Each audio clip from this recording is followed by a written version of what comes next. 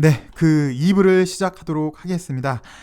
그 예전 같았으면 제가 장중 방송 이렇게 가격이 변동성이 커지면 장중 방송 그리고 장 마감 방송으로 이렇게 나눠서 여러분들에게 좀 더 가깝게 다가갈 수 있었을 텐데요. 제가 요즘 좀 여건이 그래서 여러분들한테 좀 죄송스럽네요. 양해 좀 부탁드리고요. 계속해서 보도록 하겠습니다. 항서제약이 항암제 리보세라닙의 미국 진출을 추진을 한다고 합니다. 일단 1번입니다. 오늘 LB에 따르면 항서제약은 최근 상하이 증권거래소에 제출한 서류에 리보 캄렐리 병용요법에 대한 시판 허가 신청을 중국 당국에 제출을 했고요. 또 요거 플러스 첫 번째가 중국에 접수를 했다더라. 리보와 캄렐리 병용 1차에 대해서 관함 1차에 대해서 그리고 미 FDA 신약 판매를 위한 소통도 하겠더라.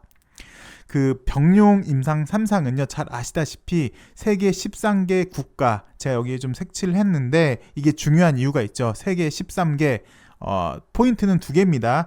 다 인종 다 국가라는 거 세계 13개 국인은 의미를 하는 게 다인종 다국가라는 거예요. 이건 좀 이따 다시 한번 설명을 드리겠고 절제 불가능한 간암 또는 전이성 간암 환자 543명을 대상으로 이뤄졌고 이제 결과가 도출이 됐는데요.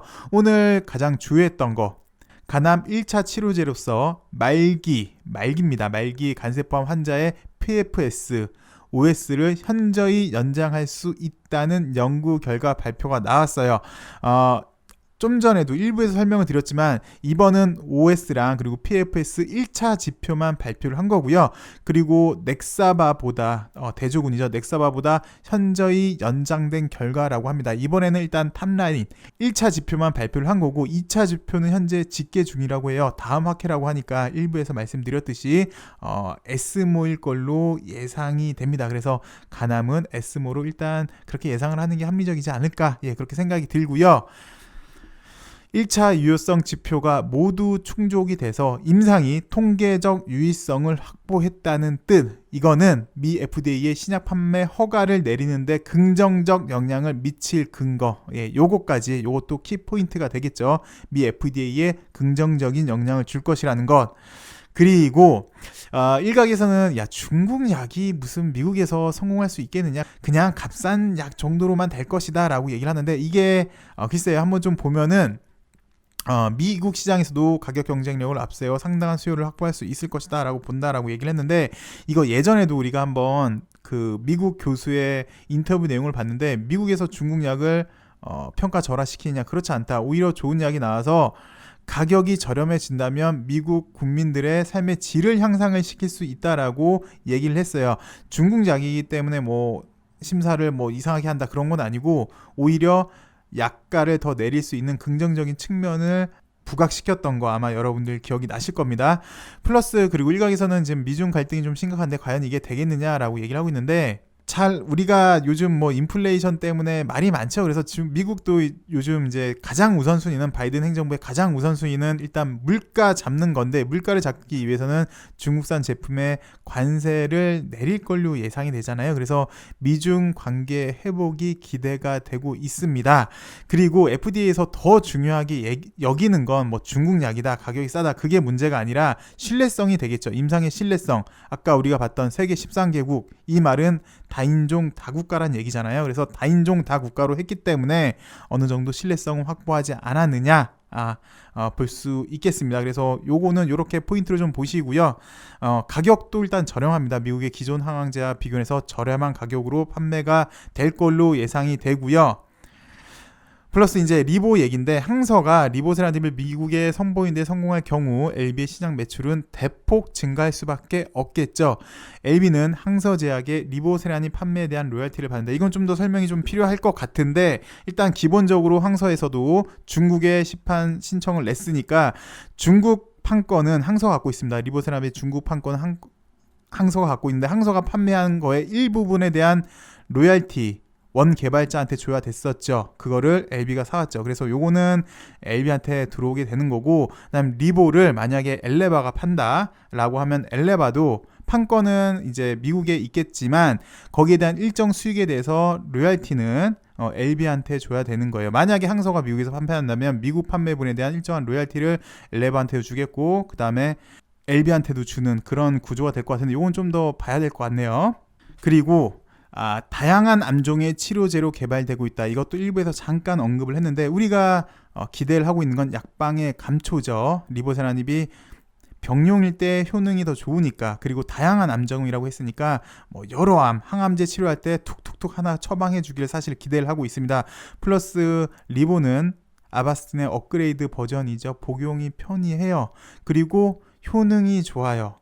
그리고 면역 항암제와 콤보할 시 더 좋은데, 요거는 위의 뉴스를 잠깐만 간단하게만 살펴볼게요.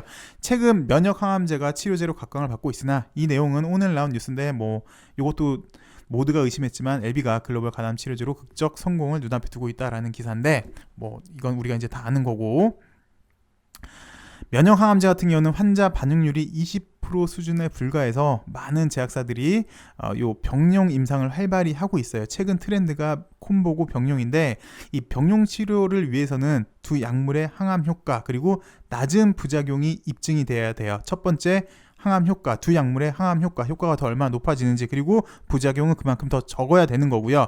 그 중에 리보세라닙이 대안이라는 건데, 리보는 잘 아시다시피 암이 산소와 영양분을 공급받기 위해 생성하는 신생혈관 성장인자 VEGFR2를 차단해서 암세포의 성장과 전이를 효과적으로 막아요. 암세포가 밥 달라고 하면 어디 암이 너 굶어 죽어. 그리고 전이까지 효과적으로 막기 때문에 리보는 다양한 암종에 적용이 가능해요. 그리고 부작용이 적고 다른 항암제의 병용성에 탁월한 최적의 병용 파트너, 다른 약의 효능까지 올려주기 때문에 리보세라닙이 이렇게 기대가 된다라는 거고요. 그리고 기왕이 왔으니까 좀만 더 살펴보시면, 선현난성함은 이제 아스코로 우리가 알고 있는 거고, 요 기사를 좀 살펴보시면 이번 간암 1차 OS 그리고 PFS 1차 유효성 지표로 설정을 했고, 대조군은 이제 넥사바인데, 전체 데이터는 규정에 따라 세계적 건의의 암학회에서 공개될 예정이다라고 얘기했잖아요. 그래서 아마도 아까 심의사의 인터뷰 내용도 보고 하니까 이게 에스모이지 않을까 싶습니다. 그래서 다양한 암종의 치료제 여기까지, 그리고 낮은 부작용, 가격도 저렴을 하고요. 현재 엘레바 같은 경우는 위암 말기, 그래서 일부에서도 설명드렸지만 현재는 보안 자료 제출을 마무리하는 단계에 있고요. 선양 남성암 같은 경우는 좀 전에 봤지만 아스코이고요. 그리고 가속 승인 절차를 밟기 때문에 상당히 기간이 짧아집니다. 절차가 상당히 짧아지는 거고, 그래서 앞으로 1년 안에 저응증 최소 2건에 대한 NDA 신청이 가능할 걸로 보여지고 있고요. 그리고 마지막은 말기 위암 대상, 말기 위암이요. NDA를 준비 중에 있는데, 리보세라닙에 대한 CMC 준비를 상당 부분 진행한 만큼 인프라를 조속히 갖춰 미 FDA 승인을 받는 즉시 세계 환자들에게 빠르게 공급하겠다, 뭐 거의 다 준비가 됐다라고 얘기를 한 것 같습니다. 여기 말기 유암 같은 경우는. 그래서 요 내용, 오늘 간암 치료제부터 시작을 해서 요게 이제 미국에서의 성공 가능성, 요런 장점 때문에 플러스 이제 다양한 암종, 그리고 말기 유암까지 이렇게 한번 살펴봤습니다. 그리고 요것도 한번 살펴보도록 할게요. 진해장 바이오주 반전을 이끌 수 있을까? LB 관련 주가 오늘 시총이 1.6조나 상승을 했습니다. 1.6조가 늘어났고요. LB가 지수 반등을 주도하고 있다고 합니다. 우리가 늘 입버릇처럼 이야기를 했던, 시장이 어려울 때 LB가 시장의 주도주로 되어주길, 시장을 좀 이끌어주길, 바이오에 큰 힘이 되길 바랬었는데, 오늘만 놓고 어느 정도 실현을 시켜줬고요. 이 기사는 우리가 다 볼만한 가치가 있는 것 같아요. 나름 여기 포인트가 다 있기 때문에 한번 다 살펴보도록 할게요. 리보세라님이 글로벌 임상 3상에서 통계적 유의성을 확보했다는 소식에 LB 관련주가 일제히 급등을 했고요. 하루 만에 1조 6천억 상승을 했습니다. 이 영향으로 코스닥 지수 상승폭이 확대가 됐고요. LB 계열사들이 지수 반등을 주도를 하고 있다고 합니다. 우리가 많이 기대했던 주도주 등극. 그리고 사실 더 중요한 건 오늘로 끝이 아니라 우리가 이제 차분히 더 지켜봐야 되는 거잖아요. 앞으로 LB가 어떤 항암 역사, 특히 대한민국의 항암 역사를 어떻게 쓸지, 그리고 전 세계적으로 어떤 긍정적인 영향을 줄지 지켜봐야 되는데, 앞으로가 좀 더 기대가 됩니다. 오늘 오후 2시 30분 기준 LB 주가는요 29.6%였어요. 그리고 L생, LG는 상한가였고요. 근데 LG는 결국 상한가는 안착을 못했고 L길도 약 27%, 엘테라도 23%, 노터스는 좀 못 가는데 얘는 좀 예외로 치죠. 왜냐하면 노터스는 단일가 현재 매매 중에 있기 때문에 얘는 살짝 예외로 칠게요.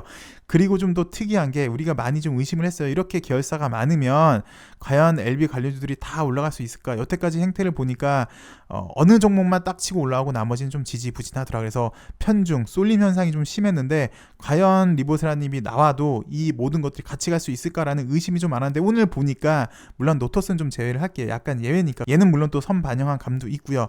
보니까 전반적으로 다 같이 끌어주네요. 하다 못해 L길 같은 경우는 너무 힘들잖아. 너무 바닥이 있음에도 불구하고 오늘 잘 이끌어준 그런 모습이었어요. 여튼 LB 그룹주들이 무더기로 급등하면서 지수에 힘을 보탰다. 그러면서 특히 바이오 제약 업종도 상위권에 주로 포진됐다. 그래서 LB가 주도주로 좀 역할을 했다는 거, 그리고 바이오에 훈풍을 줬다는 거, 이게 좀 긍정적인데요. 잠시만 예전에 우리 셀트를 한번 좀 보도록 할게요. 이 당시 때는 2017년 후반부, 그리고 2018년 초반부를 얘기를 하는 건데, 그래서 이 당시 때를 기억을 하시는 분들이 많이 있을 거예요. 이 당시 때 셀트가 먼저 시장을 주도를 해주니까, 너도 나도 바이오, 이름 끝에 바이오, 젠, 뭐 붙으면은 다 잘 갔던 시절이 있었거든요. 그거, 바이오 붐을 일으켰던 게 사실, 제가 보기엔 셀트리온이었다고 생각이 들어요. 물론 또 여러 가지 호재도 같이 나왔지만, 이때 셀트리온이 먼저 주도주, 바이오 훈풍을 불어주면서, 다른 바이오주들도 좋았는데, 그래서 LB도, 뭐 아직, 뭐 셀트는 결과를 이제 보니까 되는 건데 아직 LB는 그 정도까지 간 건 아닌데 여튼 요게 될 수 있을지 LB가 요런 역할을 해줄 수 있을지 기대가 되고요. 이렇게 상승한 이유는 리버가 글로벌 인상 상상에서 긍정적인 결과를 도출했기 때문이죠. 요건 뭐 너무 많이 봤으니까 통계적 유의성을 확보를 했다. 통계적 유의성 확보했던 의미가 뭐냐라고 했더니 미 FDA 허가를 받을 가능성이 더 커졌다라는 거. 그래서 내년 1분기 내에 FDA에 품목 허가 신청할 것이다. 그러면서 좀 전에 우리가 얘기했던 바이오주 전반의 온기를 전할지 여부에 관심이 모인다. 그간 뭐 바이오주들은 뭐 임상 실패, 부도덕, 경영 등등등 투자 심리가 정말 쌩했습니다. 상당히 훼손된 상태인데 그래서 바이오를 지뢰 늪 뭐 이렇게까지 표현을 했는데요. 여기에 최근 보면은 이제 글로벌 증시가 좀 불안하죠. 스태그플레이션 이야기까지 나오면서 전반적인 침체에 오면서 바이오 주가는 사실 상당히 다들 이렇게 바닥을 못 쳤는데 그러면서 이제 우리가 어저께 얘기했던 거는 과대 낙폭 주 중에서 바이오가 주도를 해줄 수 있을까? LB가 주도를 해줄 수 있을까라고 얘기를 했는데 그거를 이제 다시 바이오, 특히 LB가 다시 온기를 넣어줄지 그래서 바이오 업종 전반에 기폭제로 작용할 수 있을지 기대가 되는 거고요.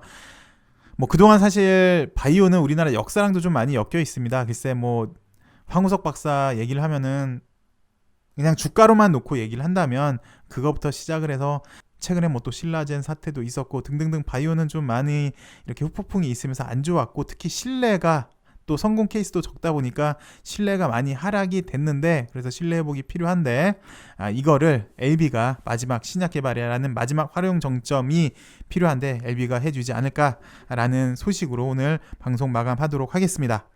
여튼 간만에 정말 너무 오랜만에 LB가 좀 LB다운 모습을 보여줘서 저도 이제 이런 분위기에 사실 오늘 오전만 해도 이렇게 떨어져서 갭상승한 다음에 떨어진 다음에 그래 그렇지 뭐 그럴 수밖에 없었어 라는 그런 인식이 많았는데 이제 또 다이나믹하게 반전을 했잖아요. 앞으로도 이런 모습 이제 쭉 좋은 소식 나오면서 기필코 좋은 결과 내는 우리 LB 새로운 역사를 써가는 우리 LB가 되길 바라면서 오늘 여기까지 하도록 하겠습니다. 여러분들 시청해주셔서 감사하고요. 즐거운 주말 보내시고요. 전 다음 주 월요일에 또 좋은 모습으로 찾아뵙도록 하겠습니다. 감사합니다.